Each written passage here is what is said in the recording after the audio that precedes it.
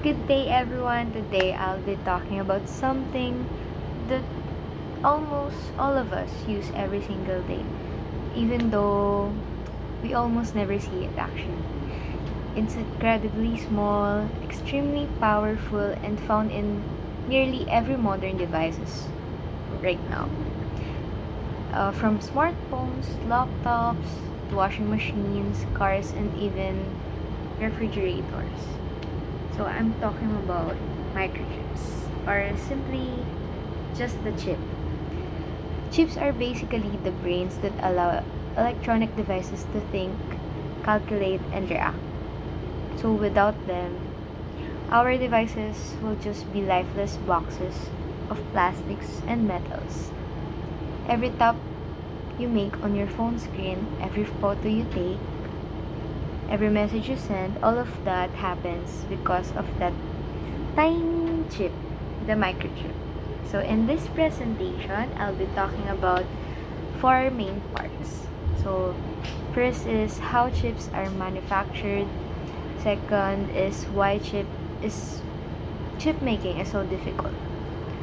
Third is what photolithography is and how it works. And lastly, how a CPU or central processing unit is made.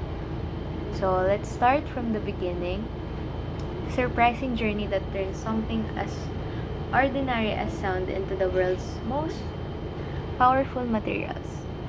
So let's go. So, hi, welcome to part 1. The chip manufacturing from sand to silicon. So it's amazing, no? That yes, it all begins from sand. The same sand you might see on the beach. It contains silicon dioxide, and silicon is the key ingredient in most semiconductor chips. However, this silicon can't just be used as it is. It must be purified to a level of 99.999999% purity. That's called 99's purity. Even the smallest impurity could make the chip fail actually. So it must be pure talaga.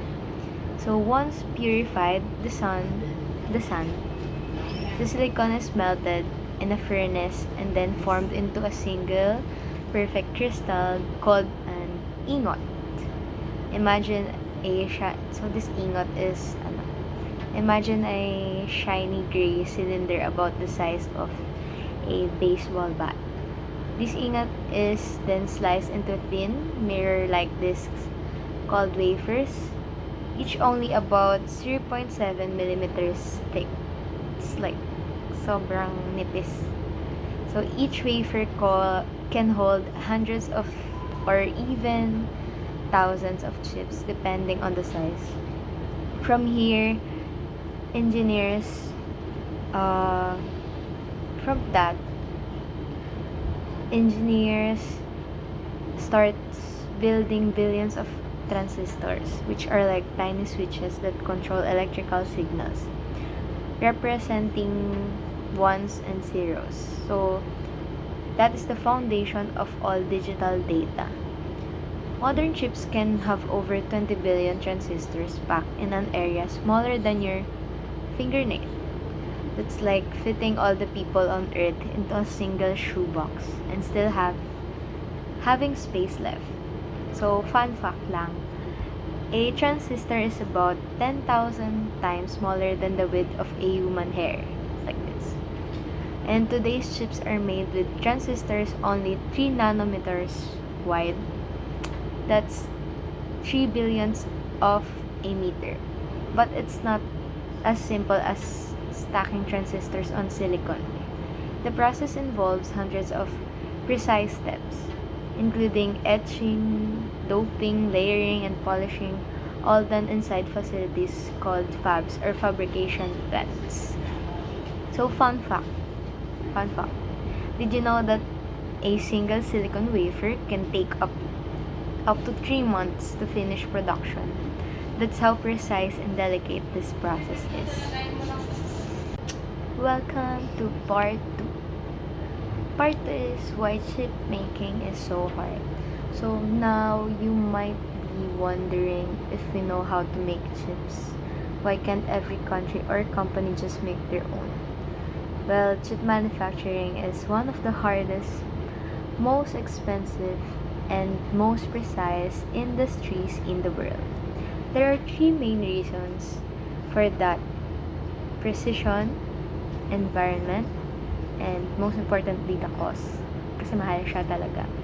So, precision, modern chips use nanometer technology, meaning the features are measured in billions of a meter. At this scale, even the slightest vibration or temperature change or a speck of dust can destroy the entire chip. Imagine drawing on a sheet of paper that's constantly moving. Now shrink that down to the atomic level. Second is the environment. Chips are made inside small rooms called clean rooms, and these are not your ordinary rooms. The air inside is filtered thousands of times to remove dust, and workers wear full body suits called bunny suits to avoid contamination. Fun fact: the air inside a clean room is 1,000 times cleaner than in a hospital operating room. That's right. So, third is the cost. Building one semiconductor factory or fab costs around 10 to $20 billion. That's more than the cost of an entire airport actually. And that doesn't even include the specialized machines inside, like photolithography tools, which can cost over $200, $200 billion each. And just a fun fact again, just to give perspective, if chip fabs were cities, each one would require as much electricity as 50,000 homes and use millions of liters of ultra pure water daily. Only a few companies in the world like TSMC, Intel, and Samsung can produce these high-end chips. That's right, three companies lang.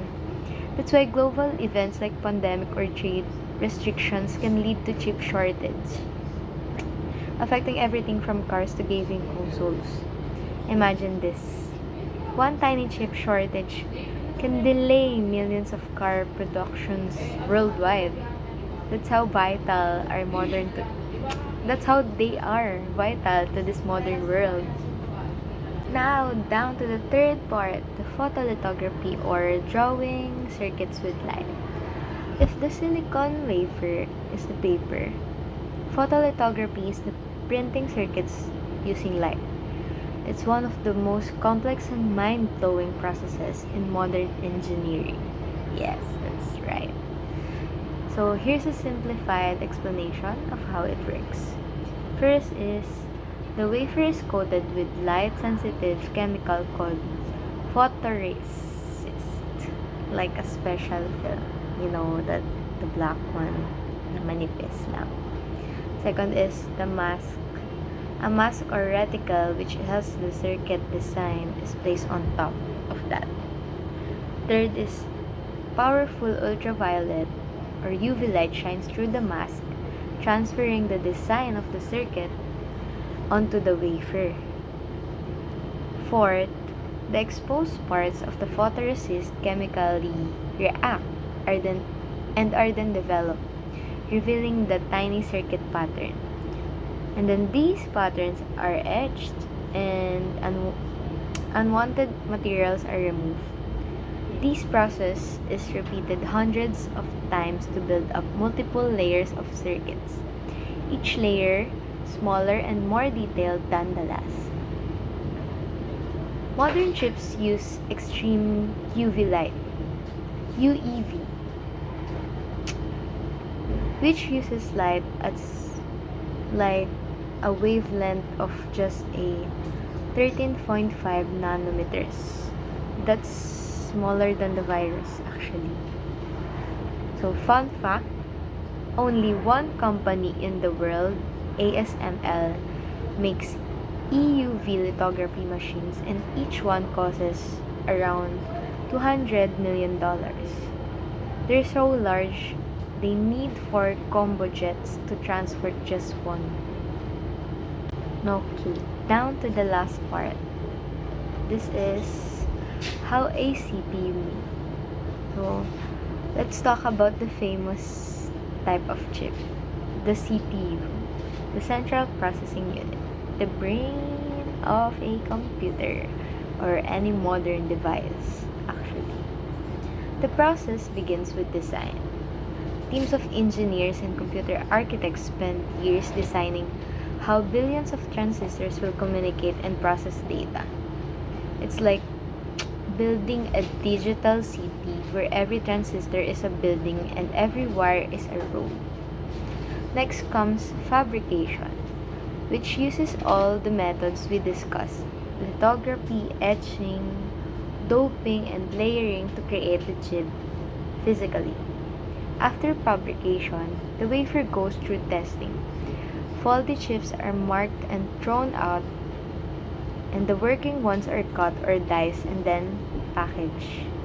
Packaging involves attaching the chip to a small board with the tiny gold wires or solder bumps, allowing it to connect to your device's motherboard. You know, where your CPU, it's made tusok-tusok siya na gold, that's it. And then finally, the CPU is tested again for speed, power efficiency, and heat management. Only the best performing chips make it to the high-end products like Intel's Core i9 or Apple's M series processors.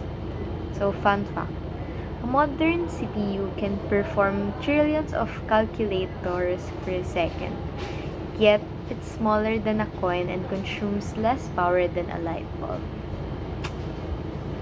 That's great.